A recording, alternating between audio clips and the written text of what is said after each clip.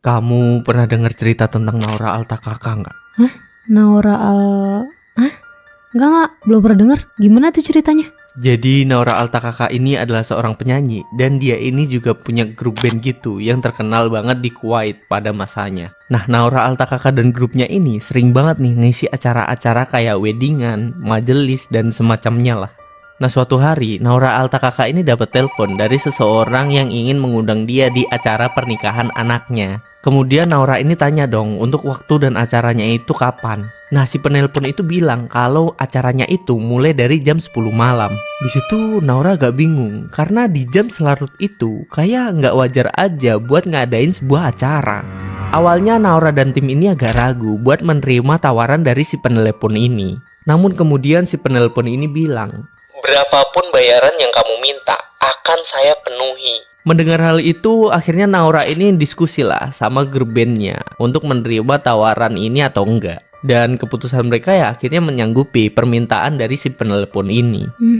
Singkatnya pada hari H, Naura Altakaka dan grupnya ini berangkat ke lokasi acara tersebut. Namun sesampainya di lokasi, si Naura dan grupnya ini ngerasa kayak ada yang aneh. Karena di sana mereka melihat kalau tamu undangan di acara itu mukanya tuh pada pucat-pucat banget.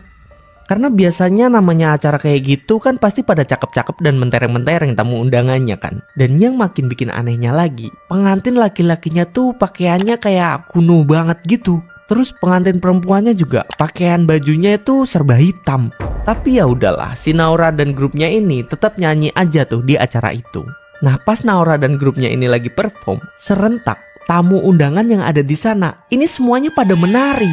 Hal itu benar-benar bikin Naura dan grupnya ini pada heran dan sedikit merinding.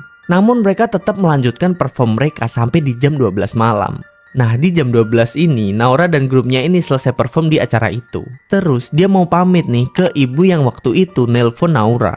Tapi si ibu itu malah minta si Naura Altakaka ini untuk melanjutkan performnya lagi dan akan memberi bayaran 2 kali lipat dari sebelumnya. Nah, karena Naura Altakaka dan grupnya ini merasa tergiur dengan tawaran tersebut, akhirnya mereka melanjutkanlah perform mereka. Tapi belum lama Naura Altakaka melanjutkan performnya lagi, tiba-tiba listrik yang ada di sana itu mati.